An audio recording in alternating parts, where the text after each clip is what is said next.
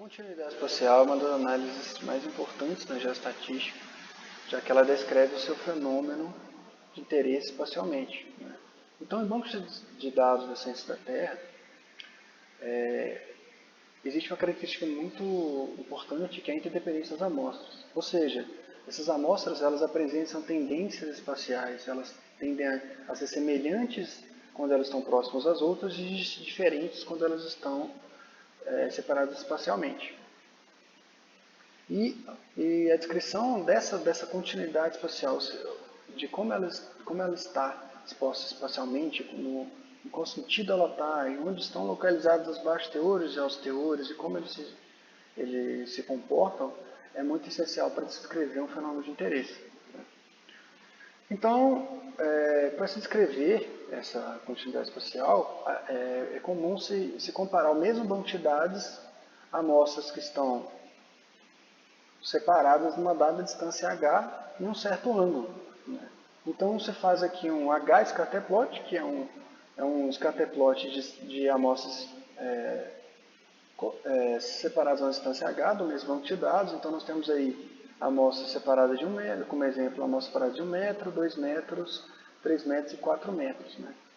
Então, com o aumento da distância, nós temos aí a nossa nuvem de pontos que representa a nossa dispersão, essa dispersão tendendo a aumentar com o espaço, com a distância das amostras. Isso demonstra o seu comportamento espacial. Para se analisar essas amostras espacialmente, nós temos que aplicar uma tolerância ao se analisar esses dados, porque é muito difícil nós encontrarmos amostras com uma distância fixa de 5 metros, senão o nosso gráfico teria apenas poucos pontos de correlação. Dessa forma, então, são aplicadas aí, normalmente, ao se fazer essa análise, tolerâncias angulares, no caso aí no exemplo de 20 metros, e tolerâncias de distância, no caso aí de 1 metro. Então, no caso, você está pegando amostras de 4 a 6 metros. Então, existem duas formas de você medir essa correlação espacial em seus dados. Então, você pode analisar a sua similaridade dos seus dados através do coeficiente de correlação, gerando então um gráfico denominado correlograma, ou utilizando da covariância, que também mede a similaridade e que descreve o quão semelhante esses dados estão espacialmente. Então, eles tendem a apresentar altos valores no começo do gráfico, com alta correlação, e com a tendência de diminuição com o aumento da distância. Ou podemos analisar de acordo com quão diferente essas amostras estão. E esse é o método mais conhecido, que é o variograma. Então, o que o variograma mede? O variograma mede a inércia dos valores em relação à disposição espacial. O modo mais comum aí de nós montarmos é medirmos a dispersão desses dados com o aumento da distância e montarmos um gráfico que vai aumentando com a dissimilaridade de seus dados, até que chega a um certo ponto que eles já não possuem correlação espacial, esses dados não possuem correlação nenhuma e você tende a continuar essa tendência. Então, nós temos aí, essa aí é a equação do semivariograma, que é a metade do variograma, e é o modo mais comum de se tratar aí a dissimilaridade espacial. Para se caracterizar dado o comportamento espacial de um fenômeno de interesse, é necessário a gente construir um modelo, que é o chamado modelo variográfico, ou modelo de correlograma. Então, quais são as características principais desse modelo? As principais características aí temos o efeito Pepita, que é os erros de amostragem e de análise atribuídos a cada amostra. Nós temos a contribuição, que ela é o SIL, que ela é o valor de variância que é dado até isso chegar ao seu patamar, ao valor que é dado até você chegar à sua variância a priori, que é onde você perde a correlação espacial. e o seu alcance. Qual que é a distância espacial que você vai ter, distância espacial em que as amostras ainda apresentam alguma correlação. Para se fitar e se construir esse modelo, são utilizados 3 tipos de modelos permissíveis: os modelos esféricos, os modelos exponenciais e os gaussianos. São selecionados esses 3 modelos para que você esteja positivamente definido na hora de fazer a estimativa por krigagem. Tá? Então, na hora de fazer o cálculo da krigagem, é necessário que o modelo seja positivamente definido, por isso são adotados esses 3. Então, de acordo com o fenômeno de interesse, seja você estudando, por exemplo, um minério de ferro, que é muito comum usar modelos esféricos, ou um depósito de ouro, que muitas vezes são adotados modelos exponenciais, você fita com tipos de modelos variográficos diferentes. Dentro desses modelos, então nós temos aí exemplos, tanto para o níquel e para o ferro, da aplicabilidade. Então nós temos os pontos aqui do variograma experimental fitados para o correlograma, e nós temos aqui os seus pontos do seu variograma experimental fitados pelo modelo variográfico. Então nós vamos passar agora então para a estimativa. As nossas técnicas apresentadas agora, elas tendem a descrever o seu banco de dados, então seja ele descrever estatisticamente, com as medidas de Sintra ou as medidas de dispersão, ou a continuidade espacial, como estão relacionadas essas amostras. Já a estimativa, ela busca estimar teores em pontos, ou teores ou valores, onde regiões que você não tem informação, a partir dos dados que você conhece. E existem diversos tipos de estimadores diferentes, e uma das famílias de técnicas que a gente vai estudar, que é considerada uma das melhores, é a krigagem. Então, o que é krigagem? A krigagem é um estimador linear, que ele utiliza os seus dados disponíveis, dado uma região, a U, de uma variável regionalizada, ou seja, de uma variável de interesse, de um fenômeno de interesse, dentro de um certo domínio, para estimar uma região que você não conhece, de U. Todos os tipos de estimadores por krigagem, eles têm como base a mesma equação. Então, o seu lugar no amostrado é dado pela diferença do somatório da diferença das suas amostras, dado a média, em relação a um dado peso. Os métodos de krigagem, eles têm como objetivo minimizar a variância do erro. Ou seja, você quer diminuir a sua variabilidade e diminuir o erro associado. E você tem, o que é diminuir a variância do erro? É tornar mais próximo o seu valor estimado, mais próximo do seu teor real, que você não conhece. Então, um dos algoritmos principais utilizados na krigagem é a krigagem simples, que é um método de krigagem que necessita de que a média dos seus dados seja conhecida. Então, você assume que você conhece a média dos seus dados, ou seja, que a média dos seus dados é conhecida, e você calcula a correlação desses dados, dado a sua média conhecida, para você chegar aos teores não conhecidos. Então, nós temos aqui na esquerda aqui a equação da krigagem, simples, que leva em consideração a média. Entretanto, a gente sabe que a média do seu depósito, ou o seu fenômeno de interesse, muitas vezes não é conhecida. Então, por isso foi desenvolvida o algoritmo da krigagem ordinária. A krigagem ordinária, ela tem um apelido aí como Best Linear Unbased Estimator, que é o melhor método linear não enviesado para estimar. Ou seja, ele recebe esse nome porque suas estimações são feitas por combinações lineares, o erro dessa estimativa esperada é zero e ele busca variar ele busca minimizar com eficiência a variância dos erros da sua estimativa. Para que essa estimativa não seja tendenciosa, aqueles seus pesos lá utilizados na sua estimativa, os seus pesos da sua média, que vai te dar o teor do valor que você não conhece, esses pesos não são, o somatório desses pesos é 1. E a agregagem ordinária, esse somatório dos pesos é 1, ele permite que você remova a média como você conhece, a necessidade de você conhecer a média. Então, ela principalmente difere da agregagem simples por essa característica.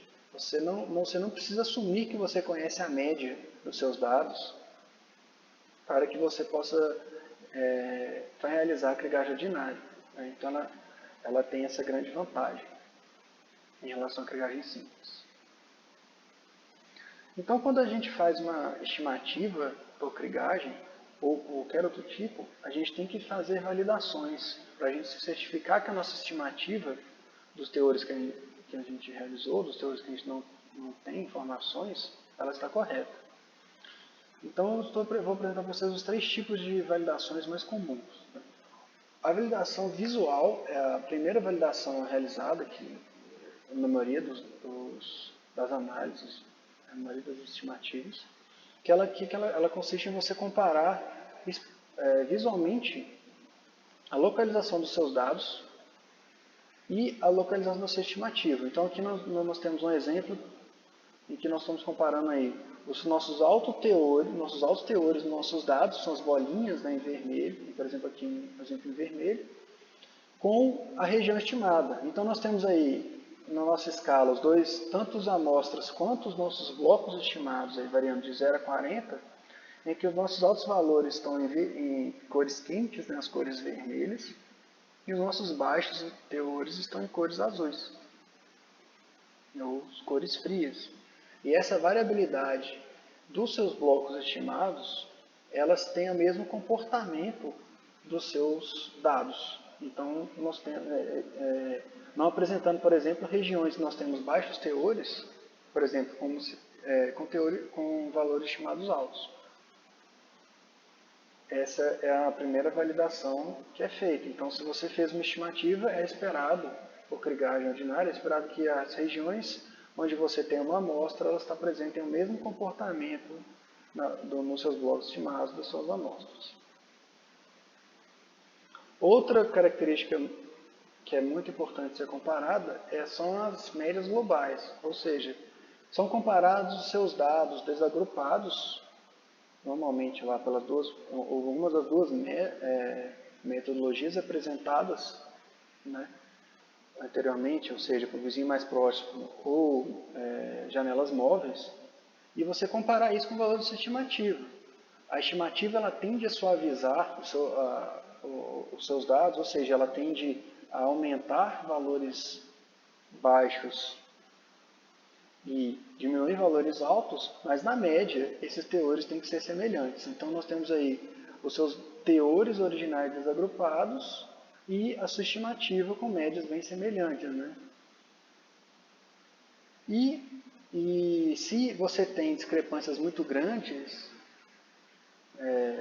entre os seus teores desagrupados e a sua estimativa, você teve algum erro nos seus parâmetros da estimativa. Ou você tende a ajustá-los, esses parâmetros, ou revisar a sua continuidade espacial. Tá? Outro método comum é a análise da deriva. O que é a análise da deriva? Eu coloquei um exemplo, a análise da deriva no eixo X, é você cortar o seu modelo de blocos, ou você cortar o seu mapa em distâncias iguais. Então, no caso aqui, eu cortei de 50 em 50 metros o meu modelo de blocos. Eu tiro a média dos blocos que estão nessa região.